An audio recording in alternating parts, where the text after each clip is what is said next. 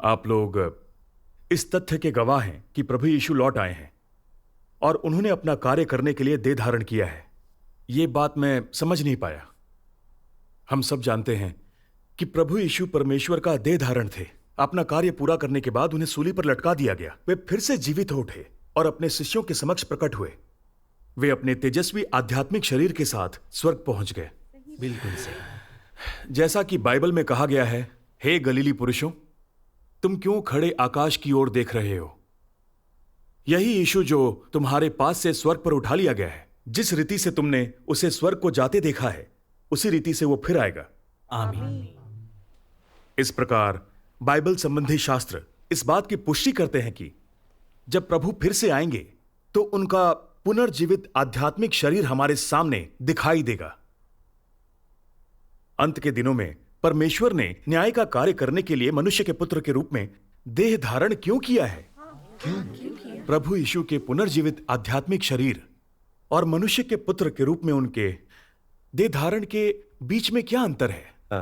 सही कहा। इस मुद्दे पर मैं अब भी बड़ी उलझन में हूं। आप हमारे साथ कृपया सहभागिता करें। हाँ, हमारे साथ सहभागिता करें हमारे साथ। बाइबल में कहा गया है, यही यीशु जिस रीति से तुमने उसे स्वर्ग को जाते देखा है, उसी रीति से वो फिर आएगा। प्रभु यीशु पुनर्जीवित आध्यात्मिक शरीर में स्वर्ग पहुंचे, इसलिए प्रभु का दूसरा आगमन भी उनके पुनर्जीवित आध्यात्मिक शरीर के रूप में होना चाहिए। ये गलत कैसे हो सकता है? अंत के दिनों के परमेश्वर ने न्याय का कार्य करने के लिए देह धारण किया है। आपकी गवाही मुझे संभव नहीं लगती।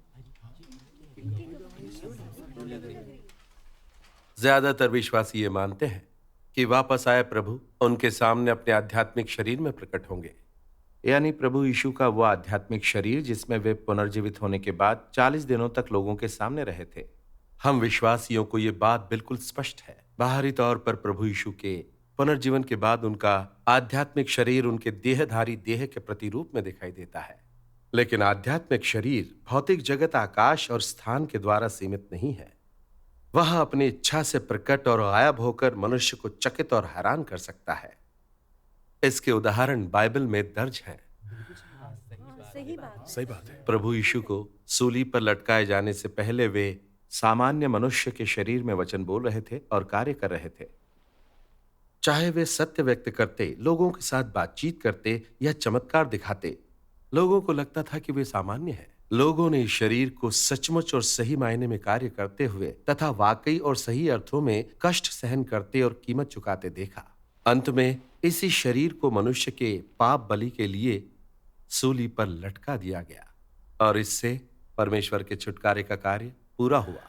यह काफी जाना माना तथ्य है। जरा एक पल विचार कीजिए, अगर प्रभु यीशु का आध्यात्मिक शरीर कार्य कर रहा होता तो क्या वह लोगों के साथ सामान्य बातचीत कर पाता? क्या वे सचमुच और सही मायने में कष्ट सहन करके कीमत चुका पाते? क्या उन्हें सूली पर लटकाया जा सकता था? वे इनमें से कुछ भी नहीं कर पाते। अगर उनका आध्यात्मिक शरीर कार्य कर रहा होता तो क्या हम मनुष्य उनके साथ आसानी से बात कर पाते? क्या हम अपने भ्रष्ट स्वभावों को प्रकट करते? क्या हम उनके बारे में धारणाएं बनाते? क्या हम इच्छानुसार परमेश्वर से विद्रोह और उनकी आलोचना कर पाते? ये कैसे संभव है? ऐसा होना असंभव था।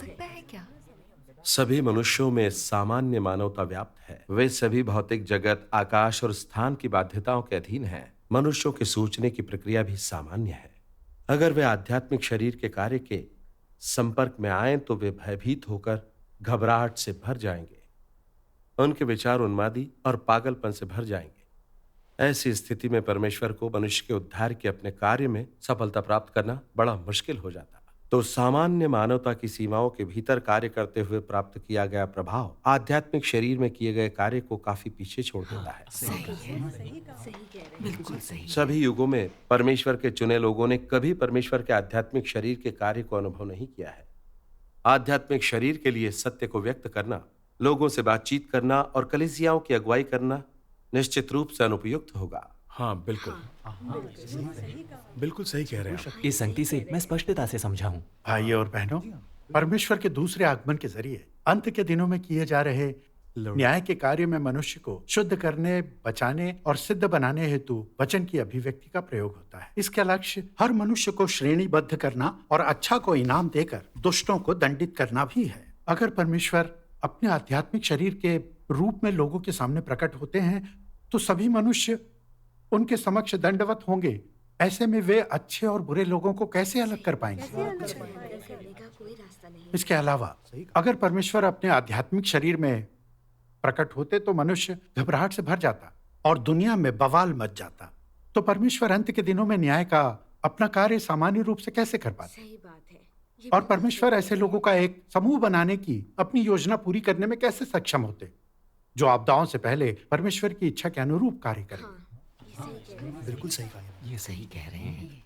इसलिए अंत के दिनों में भी परमेश्वर को सामान्य मानवता वाले मनुष्य के पुत्र के रूप में देह धारण करना होगा और ऐसे ही वे मानव संसार में रहकर कार्य कर सकते हैं और इस तरीके से वे सत्य को व्यक्त करके मनुष्य का न्याय और शुद्धिकरण कर सकते हैं ताकि मनुष्य को शैतान के प्रभावों से छीना जा सके, परमेश्वर द्वारा बचाया जा सके और वे परमेश्वर के लोग बन सके।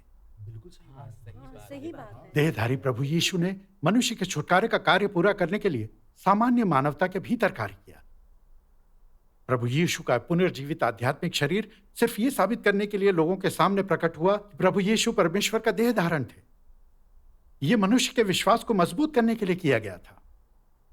तो परमेश्वर का आध्यात्मिक शरीर लोगों के बीच प्रकट होने आया था, कार्य करने के लिए नहीं आया था। देहधारी परमेश्वर के शरीर में सामान्य मानवता होनी चाहिए ताकि वो लोगों के बीच कार्य कर सके और मानव जाति के छुटकारे तथा उद्धार के लक्ष्य को हासिल कर सके। सही है। इसलिए अगर परमेश्वर अंत के दिनों में अपना न्याय का कार्य करने में मानव जाति को बचाना चाहते हैं तो उनको सबसे अच्छा प्रभाव हासिल करने के लिए सामान्य मानवता में देह धारण करके अपना कार्य करना होगा। वे निश्चित रूप से अंत के दिनों में न्याय का कार्य करने के लिए प्रभु यीशु के आध्यात्मिक शरीर के रूप में मनुष्य के सामने प्रकट नहीं होंगे। इस बारे में सभी विश्वासियों को स्पष्ट होना चाहिए। अपना कार्य करने के लिए सिर्फ देहधारी होकर ही परमेश्वर लोगों का शुद्धिकरण और बचाव कर सकते हैं। इस समागम ने मेरी समझ खोल दी।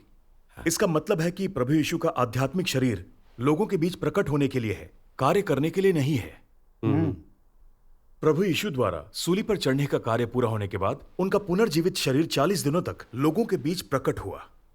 उन्होंने ऐसा इसलिए किया ताकि मनुष्य ये समझ सके कि प्रभु यीशु परमेश्वर का देह धारण थे। हाँ, सही कहा। परमेश्वर के आत्मा द्वारा अपनाया गया देह ही पुनर्जीवित होकर आध्यात्मिक शरीर बन सकता है। इसे जानने के बाद अपना कार्य करने के लिए परमेश्वर का देह धारण करना बिल्कुल अनिवार्य हो जाता है। सही कहा।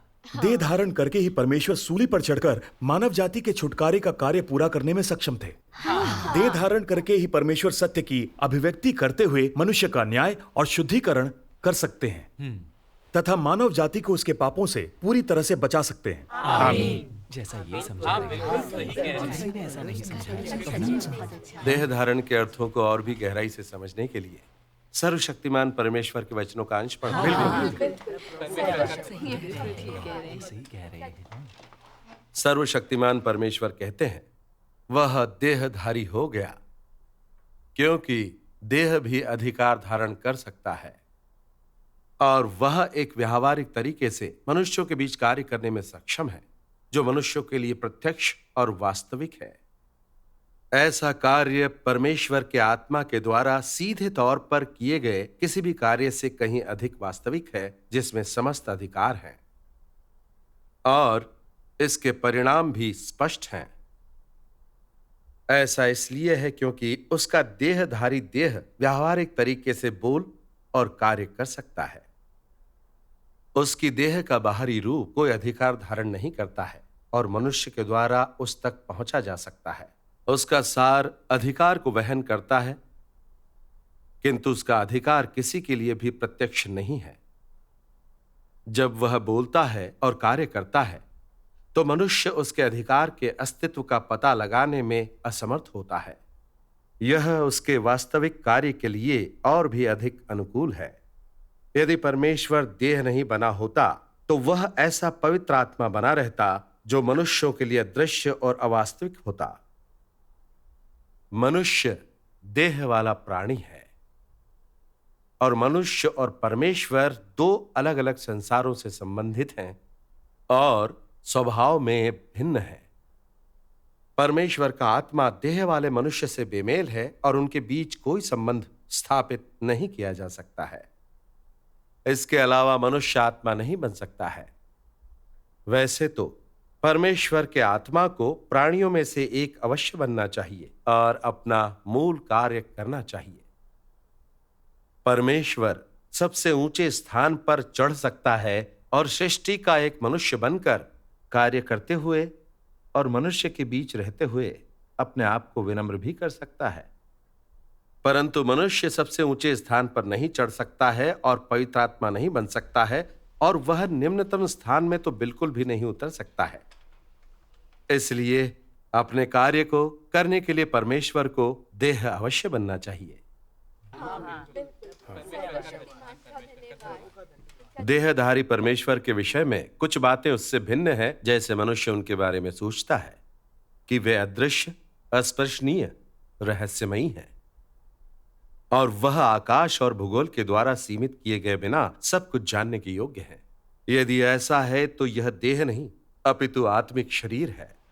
यीशु को क्रूस पर चढ़ाने के और फिर पुनर्जीवित होने के पश्चात वह दरवाजे में से पार जा सका, परंतु वह पुनर्जीवित यीशु था। पुनरुत्थान से पहले यीशु दीवार के पार नहीं जा सकता था। यह संभव ही नहीं है। वह आकाश, भूगोल और समय के द्वारा बंधा था। यही देह का सामान्य पहलू है। हाँ। आइए आगे पढ़ते हैं। जी भाई लीन, क्या हम सर्वशक्तिमान परमेश्वर के वचन पर एक नजर डालें? बिल्कुल सही। हम भी पढ़ना चाहते अच्छी बात। क्या आप उन्हें निकाल सकते हैं? भाई साहब, धन्यवाद भाई लीन। परमेश्वर का धन्यवाद। वचन देने होली बाइबल देखेंगे। प्रभु यीशु हमारे साथ ये प्रभु के वचन है। ये परमेश्वर के सभी लोग कृपया पृष्ठ 1355 पलटें। हाँ। जी जी। सर्वशक्तिमान परमेश्वर कहते हैं, क्योंकि वो मनुष्य है जिसका न्याय किया जाता है, मनुष्य जो हाड़ मांस का है और जिसे भ्रष्ट किया जा चुका है। और ये शैतान का आत्मा नहीं है जिसका सीधे तौर पर न्याय किया जाता है। न्याय का कार्य आत्मिक संसार में नहीं बल्कि मनुष्यों के बीच किया जाता है। कोई भी मनुष्य की देह की भ्रष्टता का न्याय करने के लिए देह में प्रकट परमेश्वर की अपेक्षा अधिक उपयुक्त और योग्य नहीं है।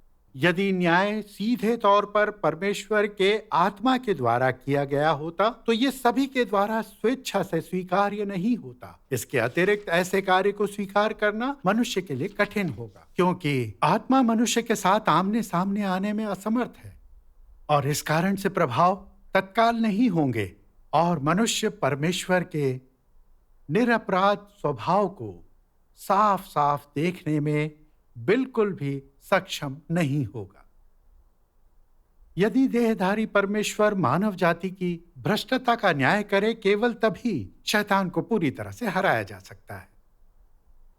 यदि यह कार्य परमेश्वर के आत्मा के द्वारा किया जाता तो यह शैतान पर विजय नहीं होती। आत्मा स्वभाव से ही नश्वर प्राणियों से कहीं अधिक ऊंचा है और परमेश्वर का आत्मा स्वभाव से ही पवित्र है और देह के ऊपर जयवंत है। यदि आत्मा ने इस कार्य को सीधे तौर पर किया होता तो वो मनुष्य की सारी अनाज्ञाकारिता का न्याय करने में सक्षम नहीं होता और मनुष्य की सारी अधार्मिकता को प्रकट नहीं कर सकता था, क्योंकि परमेश्वर के विषय में मनुष्य की धारणाओं के माध्यम से न्याय के कार्य को भी संपन्न किया जाता है और मनुष्य के पास कभी भी आत्मा के विषय में कोई धारणाएं नहीं है। इस प्रकार पवित्र आत्मा मनुष्य की अधार्मिकता को बेहतर ढंग से प्रकट करने में असमर्थ है और ऐसी अधार्मिकता को पूर्णतः उजागर करने में तो बिल्कुल भी समर्थ नहीं है। देहधारी परमेश्वर उन सब लोगों का शत्रु है जो उसे नहीं जानते हैं। उसके प्रति मनुष्य की धारणाओं एवं विरोध का न्याय करने के माध्यम से वो मानव जाति की सारी अनाज्ञाकारिता का खुलासा करता है। देह में उसके कार्य के प्रभाव आत्मा के कार्य की अपेक्षा अधिक प्रकट हैं और इस प्रकार समस्त मानव जाति के न्याय को आत्मा के द्वारा सीधे तौर पर संपन्न नहीं किया जाता है, बल्कि ये देहधारी परमेश्वर का कार्य है। हाँ, ये बात तो सही कही आप। आइए पृष्ठ 1011 देखें। जी ठीक है। केवल देह बनने के माध्यम से ही वह व्यक्तिगत रूप से अपने वचनों को सभी के कानों तक पहुंचा सकता है, ताकि वे सभी जिनके पास कान हैं उसके वचनों को सुन सकें और वचन के द्वारा न्याय के उसके कार्य को प्राप्त कर सकें। उसके वचन के द्वारा प्राप्त किया गया परिणाम सिर्फ ऐसा ही है। अच्छा। पवित्र आत्मा के आविर्भाव के बजाय जो मनुष्य को भयभीत करके समर्पण करवाता है, केवल ऐसे ही व्यावहारिक और असाधारण कार्य के माध्यम से ही मनुष्य के पुराने स्वभाव को, जो अनेक वर्षों से भीतर गहराई में छिपा हुआ है, पूरी तरह से प्रकट किया जा सकता है, ताकि मनुष्य उसे पहचान सके और उसे बदलवा सके। यह देहधारी परमेश्वर का व्यावहारिक कार्य है। वह वचन के द्वारा मनुष्य पर न्याय के परिणामों को प्राप्त करने के लिए व्यावहारिक तरीके से बोलता है और न्याय को निष्पादित करता है। यह देहधारी परमेश्वर का अधिकार है और परमेश्वर के देह धारण का महत्व है। अब यहां परमेश्वर के वचनों को पढ़ना रोकते हैं। सर्वशक्तिमान परमेश्वर ने देह धारण के रहस्य को उजागर किया है। उनके वचन सचमुच आंखें खोलने वाले और सही मायने में असाधारण हैं। भाइयों, कृपया हमारे साथ थोड़ा और संवाद करें। और भी जानना आगे आप बताइए। सर्वशक्तिमान परमेश्वर के वचन आध्यात्मिक शरीर में परमेश्वर के कार्य और देहधारी परमेश्वर के कार्य के बीच के अंतर को स्पष्ट रूप से बताते हैं। सही है। ये परमेश्वर के देह धारण में उनके कार्य के अर्थ को भी स्पष्ट करते हैं। इस तथ्य के बावजूद कि प्रभु यीशु का आध्यात्मिक शरीर मनुष्य के सामने प्रकट हो सकता है, तब भी आध्यात्मिक शरीर मनुष्य के लिए अथाह रूप से रहस्यमय और अगम्य प्रतीत होता है। वो लोगों के दिलों में भय पैदा करके दूरी बनाए रखने को बाध्य करता है, क्योंकि प्रभु यीशु का आध्यात्मिक शरीर सामान्य तरीके से लोगों से बातचीत नहीं कर सकता है और लोगों के बीच सामान्य तरीके से कार्य नहीं कर सकता है। इसलिए वो मानव जाति को बचा पाने में असमर्थ है। परंतु देहधारी परमेश्वर अलग हैं। वे उपयोगी और असली ढंग से लोगों से बातचीत कर सकते हैं। वे मनुष्य को सींच और आपूर्ति कर सकते हैं। प्रभु यीशु की तरह वे लोगों में रहकर सत्य को व्यक्त करने में सक्षम थे, जिससे कभी भी कहीं भी मनुष्य को आपूर्ति की जा सके। उनके शिष्य अक्सर उनके साथ बैठा करते थे, उनके उपदेशों को सुनते थे और उनके साथ दिल मिलाकर बातें किया करते थे। उन्हें सीधे तौर पर उनकी सिंचाई और चरवाही मिलती थी। उन्हें जो भी समस्याएं या परेशानियां आईं, प्रभु यीशु उन्हें सुलझाने में उनकी मदद करते थे। वे काफी मात्रा में जीवन की आपूर्ति से संपन्न थे। उन्होंने परमेश्वर को स्नेही और प्रिय पाया, इसीलिए वे सही मायनों में परमेश्वर को प्रेम करने और उनका आज्ञा पालन करने में सक्षम थे। देहधारी परमेश्वर के मनुष्य के क्षेत्र में आने के बाद ही हमें परमेश्वर के साथ बातचीत करने, उन्हें अनुभव करने और उनको जानने का अवसर मिलता है। तभी हम अपनी आंखों से परमेश्वर की अद्भुतता और बुद्धिमत्ता तथा मानव जाति के व्यावहारिक उद्धार को देख पाए। ये देहधारी परमेश्वर के कार्य के महत्व और व्यावहारिक मूल्य का पहलू है। आध्यात्मिक शरीर इस प्रभाव को ऐसे ही हासिल नहीं कर सकता। ये कितनी अच्छी बात है कि परमेश्वर ने अपना काम करने के लिए देह धारण। इस सहभागिता ने हमें एक तथ्य स्पष्ट समझा दिया है। सिर्फ मनुष्य के पुत्र के रूप में देह धारण करके और सामान्य मानवता के अंदर कार्य करते हुए ही परमेश्वर व्यावहारिक तौर पर मनुष्य का न्याय कर उसे जीत और शुद्ध कर सकते हैं। प्रभु यीशु का आध्यात्मिक शरीर अपने कार्य में लगभग यही प्रभाव हासिल नहीं कर सका। सही कहा। जब परमेश्वर लोगों में रहकर न्याय और शुद्धिकरण के लिए मनुष्य के पुत्र के रूप में देहधारी होते हैं, तो हम मनुष्य परमेश्वर को एक साधारण मनुष्य की तरह समझेंगे, क्योंकि हम अभी तक परमेश्वर के देह धारण को समझ नहीं पाए हैं। हम परमेश्वर के वचन और कार्य के संबंध में धारणाएं बनाएंगे, मसीह का अनादर करेंगे और उनकी आज्ञा पालन से इनकार कर देंगे। उनको मूर्ख बनाने के लिए झूठ बोलेंगे, उनको परखेंगे और यहां तक कि उनका विरोध और निंदा भी करेंगे। हम मनुष्यों का अहंकार, विद्रोहीपन और प्रतिरोध मसीह के सामने पूरी तरह से स्पष्ट होगा। जैसा कि सर्वशक्तिमान परमेश्वर कहते हैं, जब मनुष्य मसीह को देखता है तब उसके भ्रष्ट स्वभाव, विद्रोह और प्रतिरोध का खुलासा हो जाता है। और जिस विद्रोह और प्रतिरोध का खुलासा ऐसे अवसर पर होता है वह किसी अन्य समय की अपेक्षा कहीं ज्यादा पूर्ण और निश्चित होता है। मसीह मनुष्य का पुत्र है और सामान्य मानवता रखता है, जिस कारण मनुष्य न तो उसका सम्मान करता है और न ही आदर करता है। परमेश्वर देह में रहता है, इस कारण से मनुष्य का विद्रोह पूरी तरह और स्पष्ट रूप से प्रकाश में लाया जाता है। अतः मैं कहता हूं कि मसीह के आगमन ने मानव जाति के सारे विद्रोह को खोज निकाला है और मानव जाति के स्वभाव को बहुत ही स्पष्ट रूप से दृश्य बना दिया है। इसे कहते हैं लालच देकर एक बाघ को पहाड़ के नीचे ले आना और लालच देकर एक भेड़िए को गुफा से बाहर ले आना। आइए हम यहां पढ़ना समाप्त करें। परमेश्वर मानव जाति के विद्रोह की वास्तविकता के अनुसार उसका न्याय, उसे उजागर और उसका निपटारा करते हैं। परमेश्वर का कार्य व्यवहारिक है और मनुष्य की सच्चाई प्रकट करता है। इस तरह के साक्ष्य के सामने जो सत्य को स्वीकार कर पाते हैं वो पूरी तरह से मान जाएंगे और अपने विद्रोह और प्रतिरोध को स्वीकार कर लेंगे। वे परमेश्वर के पवित्र, धार्मिक और अनिंदनीय स्वभाव से भी परिचित होंगे और परमेश्वर के न्याय और ताड़ना को समर्पित रूप से स्वीकार करने में सक्षम होंगे, ताकि परमेश्वर के व्यवहारिक कार्य के द्वारा उनको जीता और बचाया जा सके। जैसा कि सर्वशक्तिमान परमेश्वर कहते हैं, देहधारी परमेश्वर उन सब लोगों का शत्रु है जो उसे नहीं जानते हैं। उसके प्रति मनुष्य की धारणाओं एवं विरोध का न्याय करने के माध्यम से वह मानव जाति की सारी अनाज्ञाकारिता का खुलासा करता है। देह में उसके कार्य के प्रभाव आत्मा के कार्य की अपेक्षा अधिक प्रकट है और इस प्रकार समस्त मानव जाति के न्याय को आत्मा के द्वारा सीधे तौर पर संपन्न नहीं किया जाता है, बल्कि यह देहधारी परमेश्वर का कार्य है। देह में प्रकट परमेश्वर को मनुष्य के द्वारा देखा एवं छुआ जा सकता है और देह में प्रकट परमेश्वर पूरी तरह से मनुष्य पर विजय पा सकता है। देहधारी परमेश्वर के साथ अपने रिश्ते में मनुष्य विरोध से आज्ञाकारिता की ओर, सताव से स्वीकार्यता की ओर, सोच विचार से ज्ञान की ओर और तिरस्कार से प्रेम की ओर प्रगति करता है। ये देहधारी परमेश्वर के कार्य के प्रभाव हैं। मनुष्य को केवल परमेश्वर के न्याय की स्वीकार्यता के माध्यम से ही बचाया जा सकता है। मनुष्य केवल परमेश्वर के मुंह के वचनों के माध्यम से ही धीरे धीरे उसे जानने लगता है। परमेश्वर के प्रति उसके विरोध के दौरान उसके द्वारा मनुष्य पर विजय पाई जाती है और परमेश्वर की ताड़ना की स्वीकार्यता के दौरान वह उससे जीवन की आपूर्ति प्राप्त करता है। यह समस्त कार्य देहधारी परमेश्वर के कार्य है और आत्मा के रूप में उसकी पहचान में परमेश्वर का कार्य नहीं है।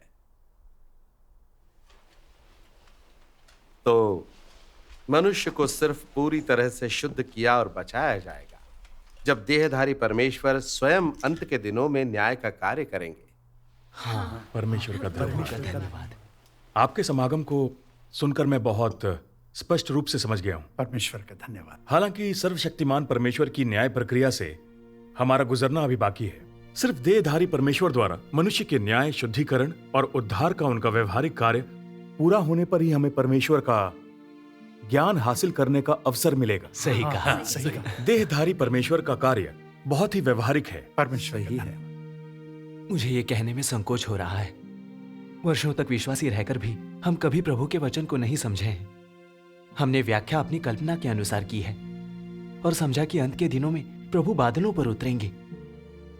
मैं स्वर्ग की ओर देखता हूं, प्रभु यीशु के आध्यात्मिक शरीर के बादलों पर आने की मूर्खतापूर्ण ढंग से प्रतीक्षा करता रहा हूं।